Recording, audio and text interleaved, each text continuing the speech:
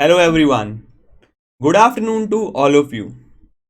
आज की क्लास में हम डिस्कस करने वाले हैं प्रोसेस कॉस्टिंग। देखो, अगर मैं वर्ड प्रोसेस का मतलब जानूं तो प्रोसेस का मतलब क्या होता है, लेमैन लैंग्वेज में बात करूं तो स्टेप्स, राइट। अगर मैं प्रोसेस कॉस्टिंग की बात करूं मतलब वो बिजनेस या वो मैन्युफैक्चरिंग कंसर्न जिसमें जो प्रोडक्शन होती है वो डिफरेंट डिफरेंट स्टेप्स में होती है, उसकी कॉस्टिंग को हम कहते हैं प्रोसेस कॉस्टिंग। अगर मैं एग्जांपल की बात करूं कि अगर हमें शुगर केन को कन्वर्ट करना है शुगर में, तो वो डिफरेंट डिफरेंट प्रोसेस से गुजरेगा कि पहले उसमें से जूस एक्सट्रैक्ट होगा, जूस एक्सट्रैक्ट होने के बाद इवेपोरेट होगा, फिर मशीन्स में डाला जाएगा, फिर वो शुगर में कन्वर्ट होगा। तो इसमें क्या है कि भाई शुगर कन्वर्ट होने में मल्टीपल प्रोसेस लगे। अब हर एक प्रोसेस की कॉस्ट को फाइंड करना, वो चीज होती है हमारी प्रोसेस कॉस्टिंग। देखो, अगर हम बिजनेस की बात करें तो different kinds of costing techniques उसके पास अवेलेबल होती हैं। जैसे एग्जांपल में job costing, batch costing, process costing एक हो गया हमारा, राइट। जॉब कॉस्टिंग और प्रोसेस कॉस्टिंग में फर्क क्या हो गया? देखो, एक एग्जांपल लेता हूं। मान लो एक टेलर है और एक शर्ट मैन्युफैक्चरिंग बिजनेस है। दोनों में क्या है, जब टेलर जो शर्ट मैन्युफैक्चर करेगा, दोनों में शर्ट शर्ट प्रोड्यूस हो रही है, शर्ट शर्ट हमारा फाइनल गुड है। जब टेलर शर्ट बनाएगा वो अपने कस्टमर के पॉइंट ऑफ व्यू से उसके साइज के अकॉर्डिंग बनाएगा। तो इधर वो क्या करेगा, जो टेक्निक यूज करेगा अपनी कॉस्ट को रिकॉर्ड करने के लिए, वो यूज करेगा जॉब कॉस्टिंग, कि पर्टिकुलर उसको एक टास्क मिला, उसने कंप्लीट किया, उस टास्क की कितनी कॉस्ट लगी। वहीं अगर ये शर्ट मैन्युफैक्चरिंग बिजनेस की बात करूं तो इस शर्ट मैन्युफैक्चरिंग बिजनेस में क्या होगा, डिफरेंट डिफरेंट स्टेप्स में काम होगा। जब डिफरेंट डिफरेंट स्टेप्स में काम होगा, डिफरेंट डिफरेंट प्रोसेसेस में काम होगा, तो वहां पे वो जो यूज करेगा उसे हम कहते हैं प्रोसेस कॉस्टिंग। तो मैंने क्या एग्जांपल लिया कि मान लो मैंने शर्ट मैन्युफैक्चरिंग का ही बिजनेस का ले लिया। अब मैं एग्जांपल के लिए इसी एग्जांपल को कंटिन्यू रखूंगा कि मेरे शर्ट मैन्युफैक्चरिंग में 3 प्रोसेसेस हैं। कौन कौन से 3 प्रोसेस? कि लेट सपोज सबसे पहले क्लॉथ आता है, प्रोसेस 1 क्या है, उस क्लॉथ की कटिंग होती है। फिर कटिंग होने के बाद वो प्रोसेस 2 में जाता है, वहां पे उसकी स्टिचिंग होती है। स्टिचिंग होने के बाद थर्ड प्रोसेस में जाके उसकी पैकेजिंग होती है। थर्ड प्रोसेस में उस स्टिचिंग के बाद प्रोसेस पैकेजिंग होती है। मतलब मैंने अपने काम को क्या किया, 3 प्रोसेसेस में बांट दिया। प्रोसेस 1 कटिंग होगी शर्ट की, उसके बाद वो चीज ट्रांसफर होगी हमारी स्टिचिंग डिपार्टमेंट में, स्टिचिंग डिपार्टमेंट के बाद मटेरियल जाएगा पैकेजिंग में। देखो, अगर मैं वहीं टेलर की बात करता, अगर टेलर क्या करता, कटिंग भी खुद करता, स्टिचिंग भी खुद करता और पैकेजिंग भी खुद करता, तो वहां पे प्रोसेस अकाउंट कॉस्टिंग नहीं लगेगी। लेकिन अगर किसी large T shirt manufacturing firm की बात करूं या शर्ट मैन्युफैक्चरिंग की फर्म की बात करूं, वहां पे क्या होगा, हर एक चीज के लिए अलग अलग डिपार्टमेंट होगा। कटिंग के लिए अलग प्रोसेस होगा, अलग मशीनरी होगी, अलग लेबर होगी। स्टिचिंग के लिए हमारे पास अलग डिपार्टमेंट होगा, अलग लेबर होगी, अलग मशीनरी होगी। And same goes for packaging. हमारा अल्टीमेट टास्क क्या है इस चैप्टर में, कि डिटरमाइन किया जाए हर एक प्रोसेस में कितनी कॉस्ट इनकर हो रही है, राइट। कि हर एक प्रोसेस में कितनी कॉस्ट इनकर हो रही है। और आज की क्लास में सीखेंगे कि कैसे डिटरमाइन किया जाएगा और कैसे उसके अकाउंट्स प्रिपेयर करे जाएंगे हर एक प्रोसेस के। ठीक है, समझ आ गया? अब वापसी हूं मैं अपने एग्जांपल पे। देखो, जब मैंने बात करी प्रोसेस पे, तो हर एक प्रोसेस में, लेट सपोज मैंने कटिंग की बात करी, हर एक प्रोसेस में कुछ ना कुछ कॉस्ट इनकर्ड होती है। जैसे मैं अगर कटिंग की बात करूं, जो प्रोसेस 1 का डिपार्टमेंट है जो कटिंग कर रहा है, इस प्रोसेस में सबसे पहले मुझे रॉ मटेरियल चाहिए होगा, जिसको कट करना है, क्लोथ चाहिए होगा बड़ा सा। फिर इधर हमारे पास लेबर लगेगी, राइट और रॉन्ग। फिर कुछ अदर एक्सपेंसेस भी लगेंगे। सर, अदर एक्सपेंसेस कैसे हो गए? सॉरी, अदर एक्सपेंसेस कैसे हो गए कि लेट सपोज शर्ट कट करने के लिए हमें पेंसिल्स चाहिए जिससे हम मार्क कर सकें, या चौक चाहिए जिससे हम मार्क कर सकें। वो क्या हो गए, छोटे छोटे एक्सपेंसेस हो गए, है ना। अगर स्टिचिंग डिपार्टमेंट करूं तो स्टिचिंग डिपार्टमेंट के भी खुद की कॉस्ट होंगी, बहुत सारी लेबर कॉस्ट होगी, राइट, मटेरियल कॉस्ट होगी, फिर अदर एक्सपेंसेस होंगे। मटेरियल क्या चाहिए होगा स्टिचिंग डिपार्टमेंट को, बटन चाहिए हो सकते हैं, थ्रेड चाहिए हो सकती है। ऐसे ही पैकेजिंग डिपार्टमेंट में भी मटेरियल, लेबर और एक्सपेंसेस होंगे। मटेरियल कैसे हो गया, अगर आपने शर्ट्स देखी हो जो पैक्ड आती है, उनमें कई सारी पिंस लगी होती हैं, ऑल पिंस लगी होती हैं, वो उनका मटेरियल हो गया। फिर लेबर लगेगी इसमें भी, और कुछ अदर एक्सपेंसेस लगेंगे। तो मुझे डिटरमाइन करना है कि हर एक प्रोसेस में कितना मटेरियल लग रही है और उनकी कॉस्ट कितनी है। ठीक, समझ आया। अब ध्यान से सुनना, होता क्या है, जब हम कटिंग डिपार्टमेंट को मटेरियल देंगे, लेट सपोज मैंने इनको क्लॉथ का मटेरियल लाके दिया, ठीक है, क्लॉथ का मटेरियल लाके दिया। अब क्लॉथ का मटेरियल क्या करेंगे, ये इनके लिए प्रोसेसिंग डिपार्टमेंट के लिए, कटिंग डिपार्टमेंट के लिए, प्रोसेस वन के लिए, ये क्लॉथ क्या हो जाएगा, इनपुट। वो कट करके इसका आउटपुट जनरेट करेगा, राइट और रॉन्ग। कटिंग डिपार्टमेंट के पास शर्ट्स आई, उसने अपना रॉ मटेरियल लगाया, लेबर लगाई, एक्सपेंसेस लगाए, इनपुट को आउटपुट में कन्वर्ट किया। ये आउटपुट जो हमारा प्रोसेस वन में बना, ये बन जाएगा हमारा इनपुट प्रोसेस टू के लिए। स्टिचिंग डिपार्टमेंट को क्या मिलेगा, जो कट करके मटेरियल बचा हुआ है जो प्रोसेस वन ने दिया है। फिर हमारा स्टिचिंग डिपार्टमेंट इस इनपुट पे वर्क करेगा और इस इनपुट को कन्वर्ट करेगा आउटपुट में। उन्होंने प्रॉपर शर्ट बना दी। अब वो शर्ट पैकेजिंग डिपार्टमेंट के लिए इनपुट बन जाएगा और उसे वो फाइनली रैप करके, आयरन करके, पिन्स वगैरह लगा के पूरा पैकेज कर देगा, बॉक्सेस में डाल देगा, तो फाइनल हमारे पास आउटपुट या फिर फिनिश प्रोडक्ट बन जाएगा। ठीक है, समझ आया। तो ये होता है हमारा प्रोसेस, और इसकी कॉस्टिंग करने को हम कहेंगे प्रोसेस कॉस्टिंग। उसका भी हम स्पेसिफिक फॉर्मेट देखेंगे, लेकिन उस फॉर्मेट को देखने से पहले कुछ बेसिक टर्म्स जो प्रोसेस कॉस्टिंग में चाहिए, हम उसको डिस्कस कर लेंगे। समझ आ गया प्रोसेस कॉस्टिंग में। चलें आगे। अब एक इंपॉर्टेंट टर्म समझनी है हमें, नॉर्मल और एबनॉर्मल वेस्टेज। क्या, नॉर्मल और एबनॉर्मल वेस्टेज। देखो, अभी मैंने बात करी कि मैं अपना प्रोसेस वन को कुछ रॉ मटेरियल लाके दूंगा, जो कि मेरे केस में क्लॉथ था। अच्छा, इधर सुनने से पहले एक एग्जांपल दो मुझे। लेट सपोज मैंने अमृतसर से 100 kg ऑफ एप्पल्स मंगवाए। अमृतसर से दिल्ली अपने यहां पे 100 kg ऑफ एप्पल मंगवाए बेचने के लिए। मुझे एक बात बताओ, क्या दिल्ली आते ही क्या मैं 100 kg ऑफ एप्पल बेच सकता हूं? मैंने अमृतसर से खरीदे, ट्रांसपोर्ट में 100 kg एप्पल मंगवाए दिल्ली में बेचने के लिए। क्या मैं दिल्ली आके 100 kg एप्पल बेच सकता हूं? यस या नो? आप सभी कहोगे कि एब्सोल्युटली सर, आप 100 kg बेच सकते हो अगर आपने 100 kg खरीदे हैं तो। बट एक्चुअली में प्रैक्टिकली बात करूं, क्या जब वो अमृतसर से जो 100 kg एप्पल्स निकले, क्या वो दिल्ली आते आते 100 kg बचे होंगे? सर गायब थोड़ा हो जाएंगे, आप सोच रहे होगे। लेकिन एक्चुअल में प्रैक्टिकली होता क्या है, कुछ वेस्टेज हो जाती है रास्ते में आते आते। कुछ सेब जो नीचे थे, जो फ्रूट्स नीचे पड़े हुए थे, वो दब गए, या कुछ जो ओवरहीट के कारण गल गए, जिनको सेल करना मुश्किल नहीं होगा। तो अल्टीमेटली मैंने देखा दिल्ली आते आते सिर्फ 95 kg एप्पल पड़े हैं,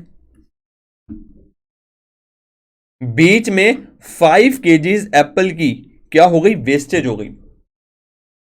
और ये हमारी नॉर्मल वेस्टेज है कि अगर हम अमृतसर से दिल्ली कुछ मटेरियल मंगवाएंगे तो उसमें आते आते कुछ ना कुछ तो मटेरियल खराब होगा ही होगा, कुछ ना कुछ तो एप्पल्स खराब होंगे ही होंगे। राइट और रॉन्ग, हर एक चीज हम 100 के 100 kg एप्पल सेव नहीं कर सकते, जितनी मर्जी कोशिश कर लें। कोई भी रीजन हो सकता है उन एप्पल्स के खराब होने का, कि ओवर गर्मी थी उसके कारण हो गए, मतलब थोड़े हो जाते हैं जो ऊपर पड़े होते हैं, कुछ नीचे दब जाते हैं। ठीक, ये होता है हमारा नॉर्मल वेस्टेज। जैसे अगर मैं अपने बिजनेस में बोलूं, मेरा अभी जो आज की क्लास में बिजनेस क्या है, शर्ट मैन्युफैक्चरिंग का। जब मैंने इन्हें शर्ट से मटेरियल लाके दिया, लेट्स सपोज मटेरियल लाके दिया कि आप 1000 शर्ट्स मैन्युफैक्चर कर सकते हो, ठीक है, 1000 शर्ट्स का मटेरियल लाके दे दिया, लेकिन अब यहां पे भी तो ह्यूमन लगे हुए हैं, इनसे भी मुझे पता है कि ये 1000 शर्ट्स कट करके प्रोसेस 2 को नहीं दे सकते। इस बीच में कुछ ना कुछ तो नॉर्मल वेस्टेज होगी कि लेट सपोज वो कटिंग कर रहा था, उससे गलत कट हो गया या गलत चौक का मार्क लगा गया, जिससे प्रोडक्ट वेस्ट हो गया, ठीक है। तो नॉर्मल वेस्टेज क्या होता है, जो रेगुलर बिजनेस में, जो एक बिजनेसमैन को, एक मैन्युफैक्चरिंग को एक्सपेक्टेड होता है कि हाँ भाई इतना तो इतना वेस्ट होगा ही होगा, क्योंकि 100% कभी आउटपुट नहीं निकल सकता। अगर मैंने लेट सपोज इनको 1000 शर्ट्स मैन्युफैक्चर करने का मटेरियल लाके दिया और लेट सपोज 5% वेस्टेज है, नॉर्मल वेस्टेज हमारी कितनी है, नॉर्मल वेस्टेज है 5%, मतलब हमारा प्रोसेस 2 में आउटपुट बन के कितना कन्वर्ट होगा, प्रोसेस 2 में जो हमारा जाएगा, प्रोसेस 2 में जाएगा हमारा, अगर 5% निकालू तो 50 हो गया, 500 हो गया, नहीं 5% 10,000 ले लेता हूँ, 500 हो गया हमारा, क्योंकि अमाउंट ज़्यादा रहेंगी, तो 500 हो गया, 500 हो गया तो 9500 हमारा जाएगा प्रोसेस 2 में। कि मुझे पता है कि भाई अगर प्रोसेस 1 से प्रोसेस 2 में कुछ जा रहा है तो उस बीच में कुछ नॉर्मल वेस्टेज होगी, that is considered to be 5%। कुछ भी उससे कटिंग गलत हो गई, कुछ हो गया, कुछ भी हो सकता है, कपड़ा फटा हुआ निकला। अब ऑब्वियस है सेम प्रोसेस 2 में भी होगा, प्रोसेस 2 में जहां पे वो स्टिच कर रहे हैं, स्टिचिंग डिपार्टमेंट भी होगा। अगर हम उन्हें 9500 शर्ट्स का मटेरियल दे रहे हैं तो 100% ये 9500 शर्ट्स बना के वो आगे नहीं सप्लाई कर सकते, बीच में कुछ ना कुछ तो नॉर्मल वेस्टेज वो भी करेंगे, स्टिच करते करते गलती से कहीं और स्टिच हो गया, ये गलत स्टिचिंग हो गई, राइट। लेट सपोज मैंने ले लिया कि 10% नॉर्मल वेस्टेज है प्रोसेस 2 में, तो एक्चुअली में कितना जाएगा प्रोडक्ट हमारा, ये 10% का 950, एक्चुअली में कितना जाएगा 8550, 8550 जाएगा प्रोसेस 3 में हमारा।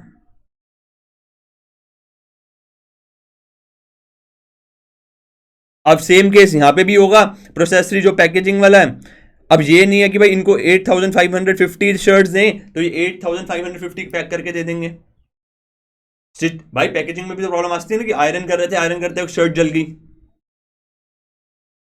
ये नॉर्मल वेस्टेज हो गया।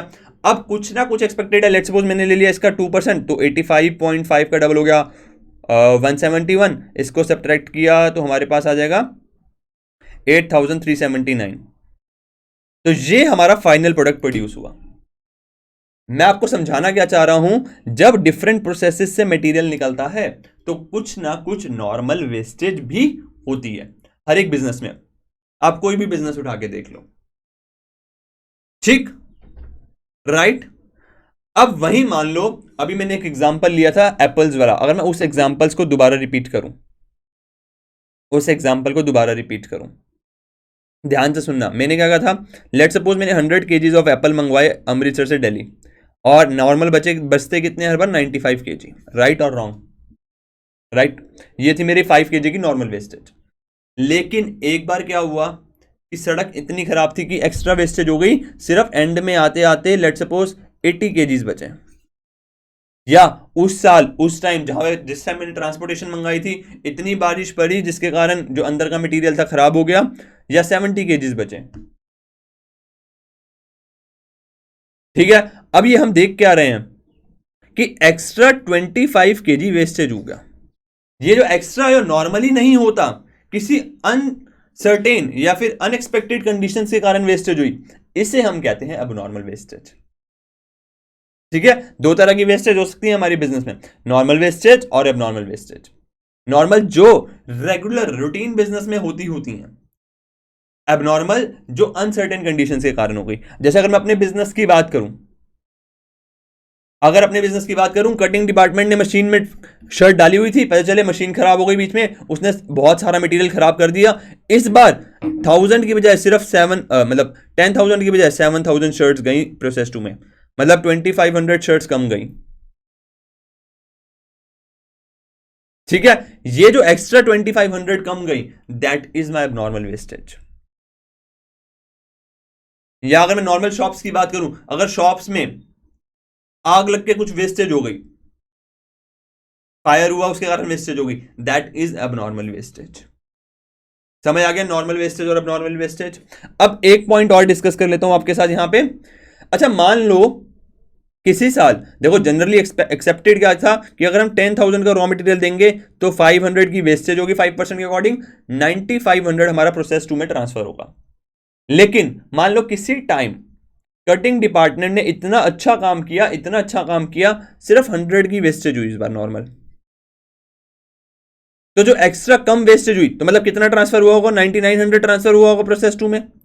मतलब यहां पे 400 का एडवांटेज हो गया हमारे पास कि मान लो किसी टाइम ऐसा कुछ हुआ कि नॉर्मल वेस्टेज बहुत ही कम हुई, 400 का एडवांटेज हो गया। ये 400 क्या है हमारा, abnormal effectiveness. Abnormal effectiveness generally नहीं होता ऐसा, लेकिन कभी कभार हो गया तो दैट इज एबनॉर्मल इफेक्टिवनेस। तो हमने यहां पे 3 टर्मिनोलॉजी सीख ली प्रोसेस कॉस्टिंग से related, normal wastage, abnormal wastage और एबनॉर्मल इफेक्टिवनेस। समझ आया? चलें आगे। अब मेरी बात ध्यान से सुनना। अब मेरे को एक क्वेश्चन का आंसर दो। अभी दोबारा अपने एप्पल वाले एग्जांपल पे आता हूं। मैंने कहा था कि मैंने 100 केजीज एप्पल मंगवाए अमृतसर से दिल्ली, और आते आते बच कितने गए थे, 95 केजी, राइट? अगर मैं यहां ले लूं 95 केजी, और जो 100 केजीज एप्पल्स थे मेरे पास, मैंने जो परचेज करी थी वो करी थी लेट सपोज 20,000 रुपीज़ की, और 5,000 की मेरे को ट्रांसपोर्टेशन कॉस्ट पड़ी थी लेट सपोज, और 5,000 की लेबर कॉस्ट पड़ी थी कि जो मटेरियल बंदा लेके आ रहा है, लोड अनलोड कर रहा है, वो 5,000 पड़ी थी। तो टोटल कॉस्ट कितनी होगी मेरी, 30,000, राइट और रॉन्ग? 30,000 रुपीज़। मुझे एक बात, मेरा एक क्वेश्चन आपसे है, अगर मैं एप्पल्स को सेल करने जाऊंगा तो सबसे पहले मैं डिटरमाइन क्या करूंगा कि पर केजी कितनी कॉस्ट आ रही है मेरी। देखो टोटल कॉस्ट तो मेरी ये है, सबको पता चल रहा है, लेकिन मेरा क्वेश्चन आपसे है कि जब मैं कॉस्ट पर केजी निकालूंगा कितना खर्चा है, क्योंकि बेचना है मेरे को, डिसाइड करना है कि कॉस्ट पर केजी कितनी पड़ रही है, क्या मैं इसे 100 से डिवाइड करूंगा या 95 से डिवाइड करूंगा? क्वेश्चन समझ आया? मटेरियल आ गया, मैंने पूरी कॉस्ट देखी, 30,000 की कॉस्ट थी, क्योंकि बेचना है तो सेलिंग प्राइस डिटरमाइन करना पड़ेगा। सेलिंग प्राइस डिटरमाइन करने के लिए मुझे चाहिए कॉस्ट पर केजी, ताकि मैं उसमें अपना प्रॉफिट जोड़ू पर केजी और बेचूं। 30,000 कॉस्ट तो समझ आ गया। Now my question to you is, क्या डिनोमिनेटर में 100 केजीज लूंगा या 95 केजीज लूंगा? हाँ जी, क्या आंसर आया? 100 केजीज लूंगा या 95 केजीज लूंगा? जो ये सोच रहा है 100 केजीज लूंगा वो गलत सोच रहा है। मैं क्या करूंगा, 30,000 को 95 से डिवाइड करूंगा। 30,000 अगर 95 से डिवाइड करूं तो मेरी जो कॉस्ट पर केजी आएगी समथिंग आएगी 315 रुपीज। कोई नहीं, मान लो बहुत महंगे सेब हैं, बहुत ही हाई क्वालिटी वाले, ठीक है, 315.7 समथिंग आ रही है। सर 95 से क्यों डिवाइड किया, 100 से डिवाइड क्यों नहीं किया? क्योंकि हमने तो 100 केजी परचेज करे थे। अरे खुद सोचो, अगर तुम्हारा बिजनेस है, जो मैं अपनी टोटल कॉस्ट रिकवर करूंगा वो इस 100 केजीज के एप्पल से करूंगा या 95 केजीज से करूंगा? जो 5 केजीज वेस्ट हो गए ये मेरी नॉर्मल वेस्टेज थी, जो इसको भी तो रिकवर करना है ना। तो मेरे सेलेबल एप्पल्स कितने हैं, कितने एप्पल्स मैं एक्चुअली मार्केट में सेल कर सकता हूं, 95। तो मेरा टारगेट क्या होगा कि मैं अपनी सारी की सारी कॉस्ट इन 95 केजीज से रिकवर कर सकूं। राइट और रॉन्ग? आपका बिजनेस है, अपने पॉइंट ऑफ व्यू से सोचो। आप 10,000 100 से डिवाइड करोगे, 95 से डिवाइड करोगे, आपका टारगेट होगा कि जितनी टोटल कॉस्ट लगी है, जितनी टोटल कॉस्ट लगी है और जितना मटेरियल हमने बेचना है, उससे मैं सारी की सारी कॉस्ट रिकवर कर सकूं। तो इधर बेचने का मटेरियल कितना अवेलेबल है मेरे पास, 95 केजी, ठीक। 100 लेंगे तो पंगा क्या होगा, हर बार 5 केजी का नुकसान हमें उठाना पड़ेगा। तो इसलिए हम कॉस्ट किससे डिटरमाइन करेंगे, 95 केजी से। अच्छा, इधर से ही एक क्वेश्चन और मेरे माइंड में राइज होता है, जल्दी से आंसर देना। मान लो सड़क की कंडीशंस खराब थी या कुछ और, वेदर खराब हो गया, कुछ हो गया कि लेट्स सपोज ट्रक खराब हो गया बीच में, जिसके कारण वो 2-4 दिन डिले होगा ट्रांसपोर्टेशन, जिससे एप्पल्स खराब हो गए। और जब वो दिल्ली पहुंचा तो उसमें सिर्फ बचे थे let's suppose 50 KGs Apple. Generally 95 बचते हैं, इस बार कितने बचे थे? 55 केजी। मतलब हमारी एक्स्ट्रा वेस्टेज हो गया, मतलब कितने का? 45 केजीज का। बचते हमारे 95 हैं, लेकिन एक्चुअली बचे कितने? 45 केजी, मतलब 50 केजीज बचे। तो वेस्टेज कितने का हो गया? 45 केजीज का। इसी वेस्टेज को हम क्या कहते हैं? Abnormal wastage. अब मैं क्वेश्चन आपसे फिर से पूछता हूं, कॉस्ट तो सेम लगी होगी 30,000 लेट सपोज। अब 100 लूंगा, 95 लूंगा या 50 केजी लूंगा? 100 लूंगा, 95 लूंगा, 50 लूंगा। अगर जो बच्चे ये सोच रहे हैं 100, तो अभी दोबारा रिवाइज कर लो भाई। 100 को तो अभी हमने एलिमिनेट किया क्योंकि बेचना में 95 होता है। अब बचे दो चीजें, 95 लूंगा या 50 लूंगा। जो अभी ये सोच रहे होंगे कि भैया आपने तो ये बताया कि भाई जितना मटेरियल बेचना है उसको रिकवर करने की कोशिश करूंगा, राइट और रॉन्ग? तो आप कहोगे सब कि सर 50 लेंगे, लेकिन आप यहां पे भी गलत हो, हम लेंगे 95 ही। सर ऐसा क्यों? मुझे एक बात का एग्जांपल देना। आप एक शॉप पे गए, उस शॉप पे किसी कारण से abnormal वेस्टेज हुआ, जिससे उसने अपने प्राइजेस को बहुत ज़्यादा इंक्रीज कर दिया ताकि वो अपनी अमाउंट रिकवर कर सके। क्या आप उस शॉप से मटेरियल खरीदोगे? अरे सर नहीं खरीदेंगे, दूसरी शॉप पे चले जाएंगे जिसने नॉर्मल वेस्टेज ही किया हो। अब नॉर्मल वेस्टेज तो उसके कारण हुआ, उसमें हमारी क्या गलती? राइट और रॉन्ग? तो एबनॉर्मल वेस्टेज का चार्ज मुझे खुद को, मैन्युफैक्चरर को खुद को बियर करना पड़ेगा। उससे मैं क्या करूंगा? वो कस्टमर से चार्ज नहीं कर सकता। अगर समझ नहीं आ जाएगा, अगर एग्जांपल ले लो, लेट्स सपोज एक शॉप थी, उस शॉप पे लेट सपोज 100 शर्ट्स पड़ी थी। अब लेट सपोज बुरा ना मतलब वो ज्यादा नेगेटिव ना लेके भी, लेट सपोज में आग लगी और उसकी 40 शर्ट्स जल गई। अब बची कितनी? 60 शर्ट्स। 60 शर्ट्स जब वो बेचने जाएगा, क्या वो 60 वाले का ही दाम लेगा या फिर टोटल 100 वाले का दाम लेगा? कितना प्राइस चार्ज करेगा कस्टमर से? 60 वालों को से सर जो नॉर्मल है वो चार्ज करेगा। अब जो फायर के कारण जल गई, जो उसका नॉर्मल वेस्टेज हो गई, उसका वो कस्टमर से थोड़ा चार्ज कर सकता है। ठीक, राइट और रॉन्ग? तो कॉस्ट पर यूनिट में हमें क्या निकालना है? कॉस्ट पर यूनिट में क्या हुआ हमने, तो अगर मैं इसी का निकालू, फॉर्मूला बना दूं कॉस्ट पर यूनिट का, तो क्या फॉर्मूला बनता है? टोटल कॉस्ट में से टोटल कॉस्ट लेंगे। अच्छा एक चीज, उसमें से हम value of normal loss minus कर देंगे। Sir value of normal loss का मतलब, ध्यान से सुनना, ध्यान से देखो। अभी इस 5 केजी की बात करी मैंने। अब लेट सपोज ये जो 5 केजी है मेरा स्क्रैप में बिक गया, कि लेट सपोज जो मेरे फ्रूट्स से जो गल गए थे, मैंने किसी ऐसे पर्सन को बेच दिया जो एनिमल्स के पास था, एनिमल्स ने उन्हें खा लिया, और उस 5 केजी का उसने मेरे को 2 रुपीज के अनुसार 10 रुपीज दे दिए। 2 रुपीज के अनुसार 10 रुपीज दे दिए, तो मेरी एक्चुअल कॉस्ट कितनी पड़ी? 30,000 माइनस 10 रुपीज। ठीक, तो मेरी एक्चुअल कॉस्ट को ही डिवाइड करूंगा मैं, तो that is value of scrap. दोबारा समझ लो, लेट सपोज अगर मैं शर्ट मैन्युफैक्चरिंग में था, अपने बिजनेस पे वापसी जाऊं, टोटल कॉस्ट लेट सपोज 30,000 ही आ रही है, जो नॉर्मल वेस्टेज बचा, अगर मैं उसे स्क्रैप में बेच पा रहा हूं, तो वो मैं उसे कॉस्ट से रिड्यूस कर दूंगा, क्योंकि एक्चुअली कॉस्ट तो मेरी उतनी होगी। नहीं बेच पा रहा तो एक्चुअल वैल्यू क्या हो जाएगी? वैल्यू ऑफ स्क्रैप क्या हो जाएगी? 0। तो value of scrap normal loss का मतलब क्या हो गया? अगर मैं बेच पा रहा हूं तो जितनी की अमाउंट बेच पा रहा हूं उसको मैं माइनस कर दूंगा टोटल कॉस्ट से। जैसे अगर मेरे क्वेश्चन में 30,000 टोटल कॉस्ट थी, और मैंने कहा कि जो हमारा 5 केजी था वो बिक गया। कैसे बिक गया? कि लेट सपोज कोई एनिमल्स थे, उनको खिलाने के लिए कोई ले गया 2 रुपए में मुझसे, तो मेरे पास 10 रुपीज रिकवर हो गए, तो मेरी एक्चुअल कॉस्ट कितनी लगी? 29,990। ये मेरी टोटल कॉस्ट हुई।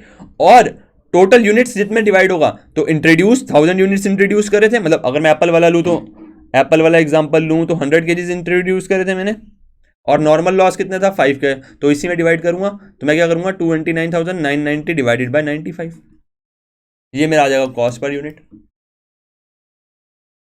ठीक, समझ आया। प्रोसेस कॉस्टिंग में हमने दो चीजें सीखी हैं। पहला तो वेस्टेज कौन कौन सी होती है, नॉर्मल, एबनॉर्मल और एक एबनॉर्मल इफेक्टिवनेस। फिर हमने दूसरी चीज सीखी cost per unit. Cost per unit कैसे निकलता है, total cost minus value of normal firm upon में unit and reduce minus normal loss units. और माइनस नॉर्मल लॉस क्यों करा, क्योंकि यार वो मेरी कॉस्ट से रिड्यूस हो जाएगा ना, जो ऑलरेडी स्क्रैप में बिका, वो वैल्यू तो रिकवर्ड होगी। ठीक, और अपॉन में क्या करेंगे, जितने हमारे यूनिट्स बिके। अब लास्ट चीज एक कर लेते हैं हम कि इसका फॉर्मेट क्या होगा। अब फॉर्मेट हमें अच्छे से समझ आएगा। अब होगा क्या कि जो हमारा बिजनेस है उसका हर एक प्रोसेस की मेरे को कॉस्ट डिटरमाइन करनी है, तो हर एक प्रोसेस का मैं डिफरेंट डिफरेंट अकाउंट्स क्रिएट करूंगा। तो प्रोसेस ए अकाउंट, ऐसे प्रोसेस बी अकाउंट, ऐसे प्रोसेस सी अकाउंट। जो जो हमारे एक्सपेंसेस हुए, जो जो उसमें इनपुट्स लगे, उसको मैं डेबिट कर दूंगा सबको।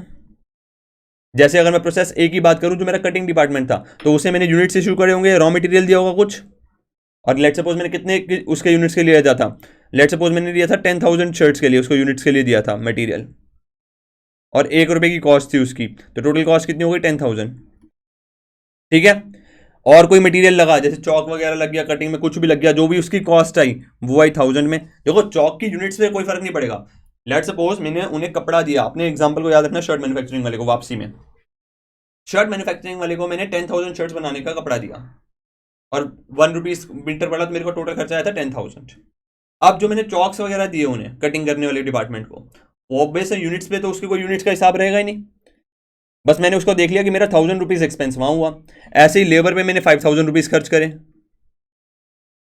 ऐसे ही लेट सपोज मैंने डायरेक्ट एक्सपेंस करे, कितने करे 1,050, लेट सपोज मैंने ऐसे एग्जांपल ले लिया। ये मेरे एक्सपेंसेस लगे कटिंग डिपार्टमेंट में। अभी एक चीज हो सकती है, ठीक है, और मैंने डिटरमाइन कर रखा था कि नॉर्मल वेस्टेज हुई 300 यूनिट्स की, नॉर्मल वेस्टेज हुई हमारी 300 यूनिट्स की, तो एक्चुअली में प्रोसेस बी में कितना क्या होगा। अब दो चीजें हो सकती हैं, ध्यान से सुनना। अगर हमारा नॉर्मल वेस्ट एबनॉर्मल वेस्टेज और एबनॉर्मल इफेक्टिवनेस नहीं है, देखो इन दोनों में से कोई एक ही चीज होगी, अगर नहीं है तो प्रोसेस बी में कितना क्या होगा, 10,000 माइनस 300 कितना बच गया 9,700, और 9,700 यूनिट्स हमारे कहां गए होंगे, 9,700 यूनिट्स हमारे प्रोसेस बी में ट्रांसफर हो गए होंगे। वही फॉर एग्जाम्पल कुछ एबनॉर्मल वेस्टेज हो गई, मैंने लेट सपोज ले लिया 200 की एबनॉर्मल वेस्टेज हो गई, एबनॉर्मल वेस्टेज हो गई 200 यूनिट्स की, तो प्रोसेस बी में कितना गया होगा अब 9,500 यूनिट्स। अगर हमें नॉर्मल वेस्टेज जो की है हुई हमारी, उससे कुछ रिटर्न आ रहा है, स्क्रैप मिल रहा है, तो उसको मेरे को माइनस करना है टोटल कॉस्ट में से, टोटल कॉस्ट में से माइनस करना है, राइट। मैं मान लेता हूं ये टोटल कॉस्ट कितनी आ गई 10, 11,000, 12,000, मतलब 5, 6, 7, 17,050, 17,050। इस टोटल कॉस्ट में से मेरे को कुछ माइनस करना है, तो जो भी स्क्रैप में अमाउंट मिली होगी, जो भी मिली होगी वो अमाउंट मैं यहां पे मेंशन कर दूंगा। ठीक है, लेट सपोज 75 रुपीज मिले मेरे को स्क्रैप से, तो वो चीज मैं यहां पे माइनस कर दूंगा। अब अगर मेरे को निकालना है कॉस्ट कितनी आई प्रोसेस बी में, देखो अमाउंट ट्रांसफर तो करनी है ना, उनके लिए कॉस्ट बनेगी, तो मैंने अभी सीखा कॉस्ट पर यूनिट कैसे निकालते हैं। कॉस्ट पर यूनिट कैसे आएगा, टोटल कॉस्ट कितनी है मेरी 17,050 माइनस स्क्रैप से कितना मिल गया 75 रुपीज, अपॉन में टोटल यूनिट्स कितने हैं 10,000 से स्टार्ट करा था, सिर्फ माइनस करना है नॉर्मल वेस्टेज, क्योंकि अब नॉर्मल वेस्टेज माइनस करना अलाउड क्यों नहीं है, क्योंकि उसकी कॉस्ट हमें खुद को बियर करनी पड़ेगी, वो हमारी वजह से हुई है, हम उसे कस्टमर्स पे नहीं डाल सकते। तो अगर मैं इसे माइनस करूं तो 17,050 माइनस 75, या 16,975 डिवाइडेड बाय 10,000 माइनस 300, 9,700, तो that's comes out to be 1.75। तो मेरी कॉस्ट पर यूनिट कितनी आ गई 1.75। अच्छा, मतलब प्रोसेस बी में 9,500 यूनिट्स ट्रांसफर होंगे, इंटू 1.75 करूं इंटू 9,500, तो ये अमाउंट आ जाएगी हमारे पास 16,625। ये अमाउंट हमारी ट्रांसफर हो जाएगी प्रोसेस बी में, और 200 इंटू 1.75 क्योंकि कॉस्ट पर यूनिट, ये हमारा नुकसान हो गया 350 का एबनॉर्मल लॉस के कारण, ये मैं कस्टमर पे नहीं डाल सकता, ये मुझे खुद को बियर करना पड़ेगा, ये एबनॉर्मल वेस्टेज वाला। ठीक है, 200 इंटू 1.75। जो नॉर्मल वेस्टेज वाला था वो मैंने कस्टमर से उठा लिया, माइनस कर दिया था स्क्रैप वैल्यू, क्योंकि ये मेरे को पैसा मिल गया तो क्या प्रॉब्लम है। जैसे कटिंग वाले में कोई कपड़ा कट के वेस्ट हो गया, अब मुझे पता है उस कपड़े का शर्ट नहीं बन सकती, लेकिन हैंकरचीफ बन सकता है या सॉक्स बन सकती है, तो मैंने वो स्क्रैप में बेच दिया, कोई मेरे से खरीद लेता है वो, तो 75 में बिका, तो मेरे लिए वो इनकम है, तो उसको मैंने टोटल कॉस्ट से माइनस कर दिया। ठीक है, ये मेरा हो गया प्रोसेस ए अकाउंट। सारे एक्सपेंसेस लिखे, सारी इनकम्स लिखी, और ये अमाउंट हमारी ट्रांसफर हो गई प्रोसेस बी में। सेम देखो, अगर प्रोसेस बी में स्टार्ट होगा तो सेम चीज में होगा, प्रोसेस ए से कितने आए 9500 यूनिट्स आए, और कितने रुपए में आए 16,625 में आए। फिर ऐसे ही इनकम मटेरियल कितना लगा, इनका लेबर कितने लगे, इनके एक्सपेंसेस कितने लगे, टोटल हो गया। अब ध्यान रखना, या तो एक नॉर्मल इफेक्टिवनेस होगा या नॉर्मल वेस्टेज होगा, फिर जितना इन्होंने ट्रांसफर करा प्रोसेस सी में नॉर्मल वेस्टेज के अमाउंट सेम चीज में हमारा सी में ट्रांसफर हो जाएगा। ठीक है, ऐसे बनते हैं हमारे प्रोसेस अकाउंट। अब इसमें कई सारी चीजें रह रही हैं, वो हम डिस्कस करेंगे नेक्स्ट क्लास में। जैसे कि अगर सर हमारा वर्क इन प्रोग्रेस चल रहा है, मतलब कुछ मटेरियल बना है कुछ नहीं बना, तो वो कहाँ गया, जिसे हम वर्क इन प्रोग्रेस बोलते हैं, उसको कैसे ट्रीट करेंगे, या इसका न्यूमेरिकल डिस्कस करेंगे, वो हम डिस्कस करेंगे बाद की क्लासेस में। ठीक है, so that's all for today, bye bye, take care, see you soon.